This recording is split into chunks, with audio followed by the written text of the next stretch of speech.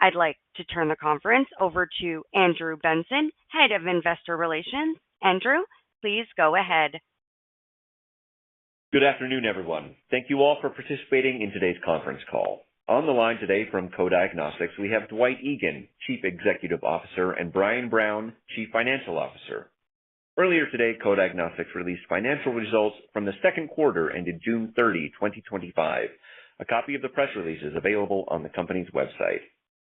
We will begin with management's prepared remarks and then open up the call to analyst Q&A. Before we begin, we would like to inform the listeners that certain statements made by Co-Diagnostics during this call, which are not historical facts, are forward-looking statements. This includes statements concerning the company's CODX PCR testing platform, which requires regulatory approval and marketing authorization for diagnostic use and is not currently for sale, in addition to diagnostic test developments and timing for commencement of clinical evaluations. Actual outcomes and results may differ materially from what is expressed or implied in any statement.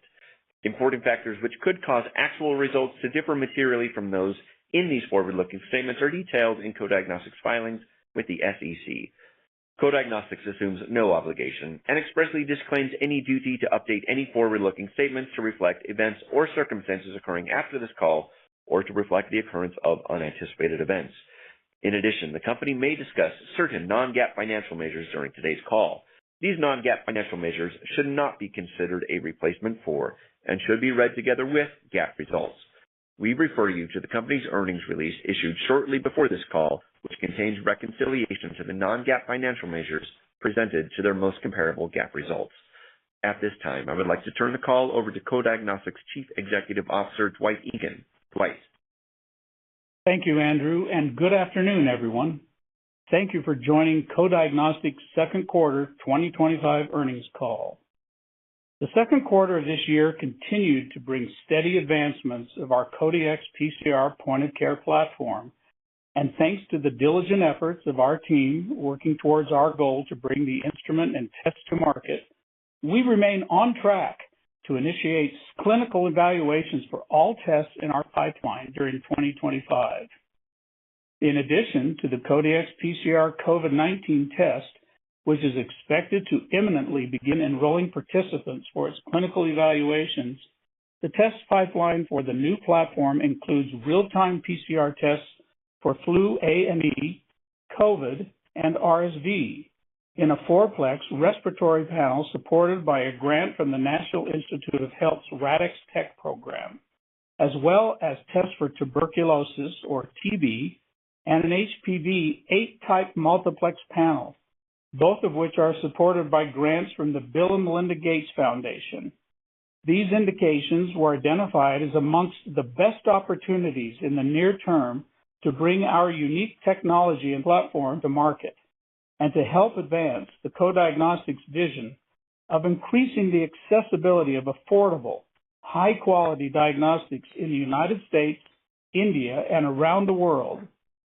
Our focus remains on bringing the CODX PCR platform to the point-of-care market, which has included incorporating ongoing advancements developed by our scientific, engineering, and software development teams as we prepare for our upcoming regulatory submissions in the appropriate jurisdictions for each indication. As mentioned in our previous call, the augmented CODX PCR COVID-19 test underwent extensive verification testing, and we are pleased to report that the clinical evaluation sites for this updated test are currently being trained, with testing of trial participants expected to begin imminently. Our plans continue to be to submit a 510(k) application to the FDA for this updated version of our COVID-19 test after the completion of the clinical evaluations. We look forward to the platform's initial introduction to the market next year and to the disruptive potential of this new diagnostic solution. Perhaps the greatest opportunity for the platform to disrupt the current testing paradigm is through tuberculosis. TB caused an estimated 1.25 million deaths in 2023, according to the World Health Organization, making it the #1 infectious disease killer globally. Several preliminary analytical and preclinical studies for the CODX PCR MTB test have been completed or are currently in process, and testing on clinical samples have demonstrated the high performance properties of the test.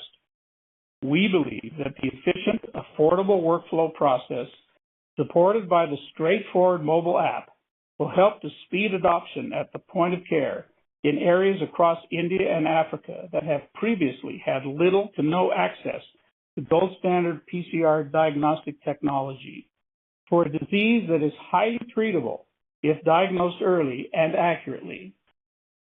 The company remains on track to begin clinical evaluations for our TB test in both India and South Africa before the end of 2025, which will gather data to support regulatory submissions to the South Africa Health Products Regulatory Agency, or SAHPRA, and the Central Drug Standard Control Organization, or CDSCO, in India, helping to increase the accessibility of high-quality, real-time PCR diagnostics in India has been a focus of the company since the early days of its founding. 27% of global TB cases and 26% of global TB deaths were found in India alone in 2023, and the country continues to be our top priority market for TB testing. Our footprint in India is significantly strengthened by our joint venture, Co-Diagnostics, who provides substantial experience and regulatory, commercial, and manufacturing infrastructure in India. Principal manufacturing for tests and instruments will take place in our domestic manufacturing facility in South Salt Lake, inaugurated a little over a year ago, before being completed in the upgraded CoSara manufacturing campus prior to distribution and commercialization in India. As we proceed with the preparations for the clinical evaluations, we continue to engage with local health officials and potential customers in both India and Africa to evaluate the most effective and efficient commercialization strategy in specific target markets. We are pleased to report that the CODX PCR ABCR 4-plex respiratory panel is nearly prepared for clinical evaluations, expected to begin concurrent with the 2025 North American fall and winter flu season. The test has been designed to deliver simultaneous, differentiated real-time PCR test results for patients suspected of having flu A and B, COVID-19, or RSV. It remains the test with the highest domestic demand in our pipeline, driven by the burden these diseases place on everyday life in the United States and around the world. Once complete, the data collected by the clinical evaluations will be used in a 510K application to the FDA. 510K clearance will not only allow the test to be commercialized as an infectious disease in vitro diagnostic in the United States, but also in other countries around the world to accept U.S. FDA clearance as valid regulatory approval, following a straightforward registration process in those countries. This international commercialization model allowed CODX to achieve significant growth during the pandemic, thanks to the sales of our centralized lab COVID-19 PCR tests, and we believe we will be able to follow a similar pathway for this new platform. Finally, the CODX PCR HPV 8-type multiplex panel is also on track to initiate clinical evaluations before year-end. HPV is the most widespread and common sexually transmitted infection worldwide, and despite the widespread availability of an HPV vaccine, there remains a vast need for HPV testing around the world. Human papillomavirus has many subtypes, several of which are linked to cervical cancer, which causes hundreds of thousands of deaths annually. We believe the CODX PCR platform can have a significant impact on testing accessibility and efficiency, which remain key constraints to mitigating the impact of HPV on global health. Supported by a grant from the Bill and Melinda Gates Foundation and powered by our co-primers technology, this HPV assay is designed to simultaneously detect 8 different high-risk HPV subtypes from a single self-collected vaginal swab sample and differentiate between HPV-16, HPV-18, and HPV-45. These are considered to be the three most carcinogenic HPV variations, collectively responsible for roughly 75% of cervical cancers worldwide. Early detection of HPV can improve intervention and treatment of precancerous cells and lesions before they develop into cervical or other types of cancer, and we believe that a test with these performance characteristics has the potential to dramatically increase the availability of HPV PCR diagnostics around the world. Like TB, the regulatory pathway for this test will follow areas of greatest need in India and Africa, and clinical evaluations to support submissions to the CDSCO and SAFRA are anticipated to begin this year. We look forward to initiation and completion of the upcoming clinical evaluations, regulatory submissions, and commercialization of this test on the CODX PCR Pro. One of the most original and inventive features of the CODX PCR platform is the cloud-based analysis of tests performed on the CODX PCR Pro, which allows de-identified epidemiological data to be made available to health departments at the local, regional, national, or international level. The ability to track the spread of infectious diseases in real time is often compartmentalized in other testing paradigms, or even absent outright. And we anticipate this situational awareness can provide health officials with key data and insights that could save lives and limit outbreaks. We believe that this feature was a key factor in receiving the support of several leading organizations who share in our passion for improving the global health infrastructure, including the Bill and Melinda Gates Foundation, SMART for TB, and the National Institute of Health's RADx Tech program. As we near the initiation of clinical evaluations for all four tests currently in our CODX PCR product pipeline and firm up our pathway to commercialization, we anticipate increasing activity at trade shows and other events to continue engaging with local and international potential customers and key stakeholders. Over the past couple of years, we have developed solid relationships with local trade and commerce organizations, some of which support the growth of Utah's businesses by offering grants for their travel and participation in trade shows and conferences. We have been successful in securing grants to help offset the cost of some recent and upcoming events, and we will continue to pursue these and other opportunities to be mindful of our spend while we prepare for our expansion. To conclude, I want to emphasize our commitment to achieving our clinical evaluations and regulatory submission objectives as the next critical steps to successfully launching the CODX PCR Pro instrument and test kits to the world. This pathway remains the most expeditious way to return value to our shareholders, and the foundation we have built for near and long-term success is possible thanks to the investments in infrastructure, technology, and people that we have made along the way.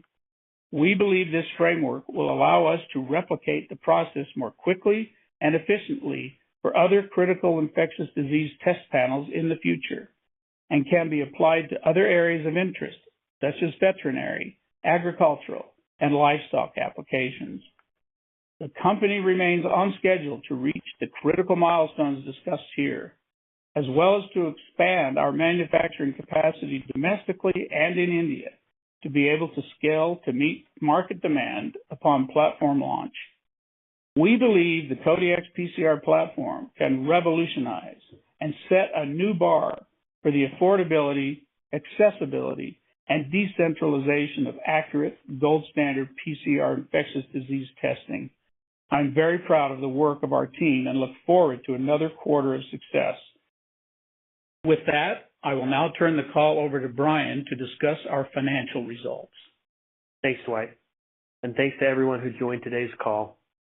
For the second quarter of 2025, total revenue decreased to $0.2 million as compared to $2.7 million in the prior year same period. In the prior year same period, Revenue from grants represented $2.5 million, while all revenue recognized during the second quarter of 2025 came from product sales. Total operating expenses for the second quarter of 2025 decreased to $8.2 million from $10.1 million in the second quarter of 2024.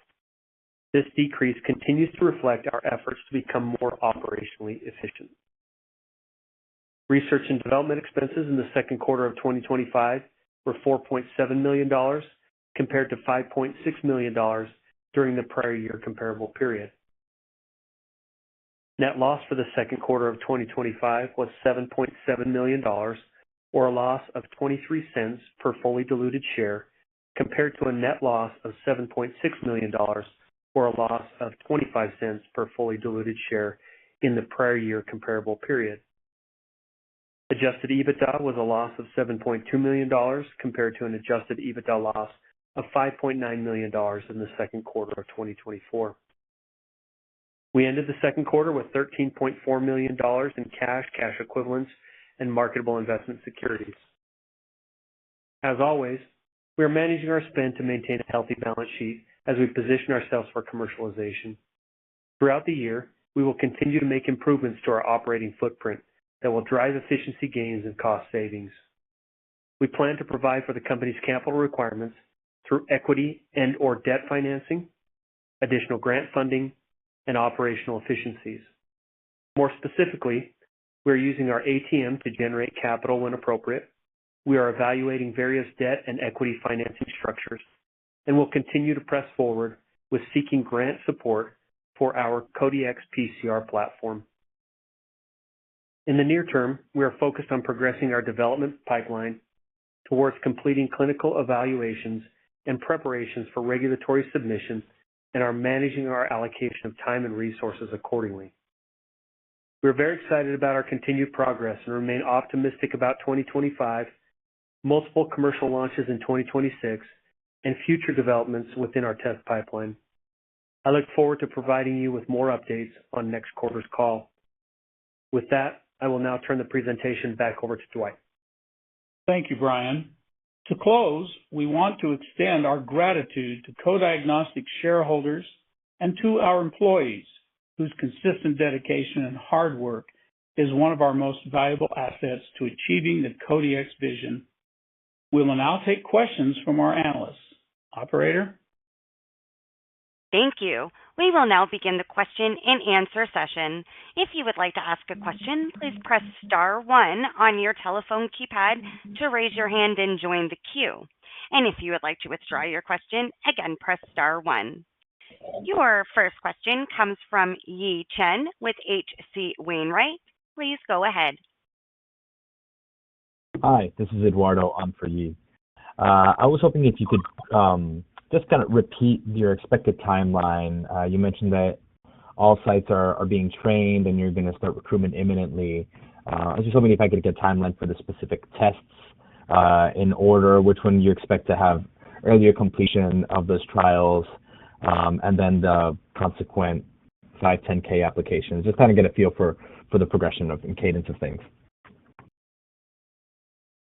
Yes, thank you for the question.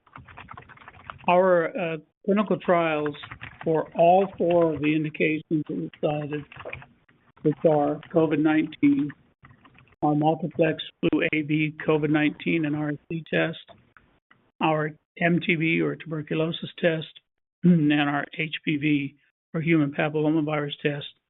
We expect all of those indications to be into clinical trials during the remainder of this calendar year. We anticipate to begin with the COVID-19 test, which has already begun its site visits and training prior to putting customers through the trial, or applicants through the trial. We believe that the next test up will be our ABCR, or our multiplex flu A/B COVID and RSV test.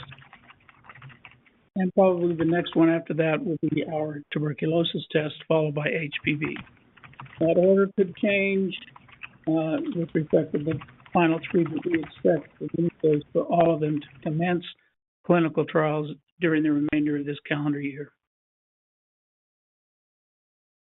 Got it. That's really helpful. And do you expect applications, are you going to prioritize them in that order as they finish as well, or do you think you'd prioritize TB or multiplex given the acute need both internationally and domestically for those two respectively? Well, we believe that there is a solid need for all four of those panels.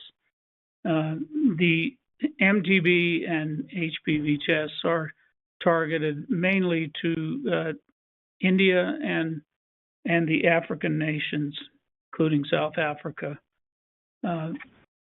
We also believe that COVID still has a vibrant market, including in the U.S., and we're seeking FDA approval for a 510K application for both the COVID-19 test and for the multiplex ABCR test. Again, flu, AB, COVID, and RSV. So,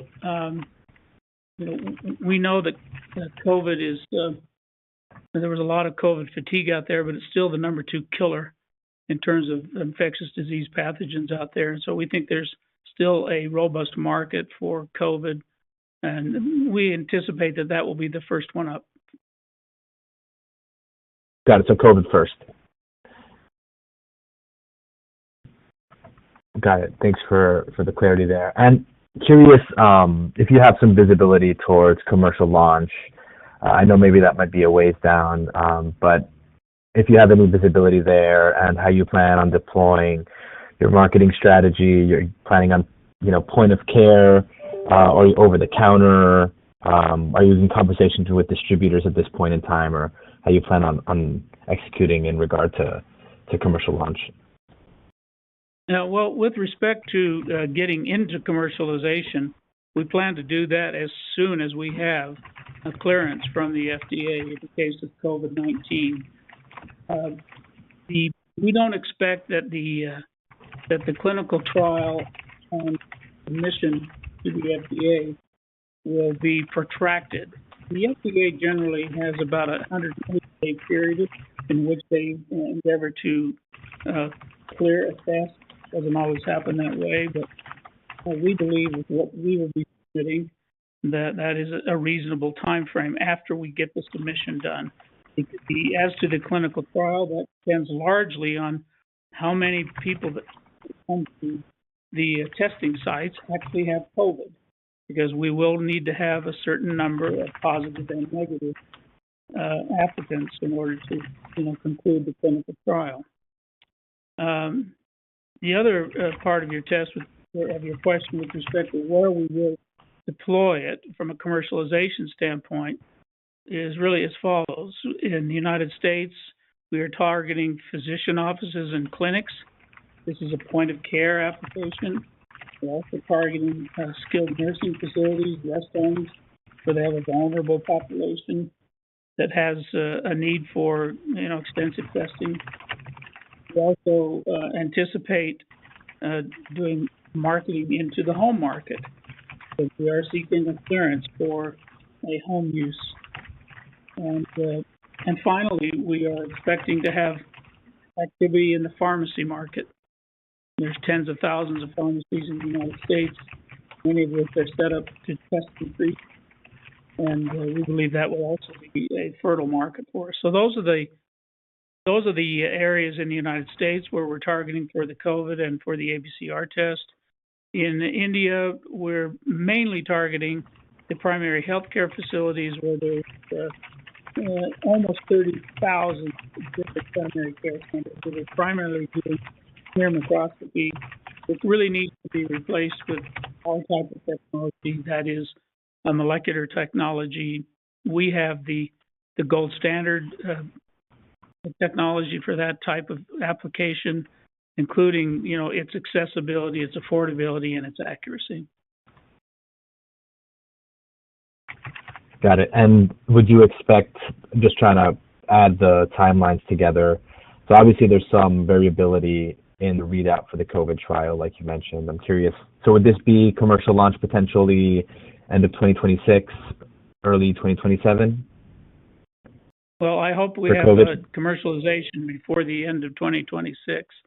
I would think that we'll be, because we're imminently beginning the clinical trial on COVID, I believe we'll be wrapping that up near year end, and that sometime in that by the end of the second quarter, we have at least a reasonable possibility of having it cleared through the FDA. That's not something we can guarantee, of course, but I would be surprised if it takes us clear out into the end of the year to get something into the market.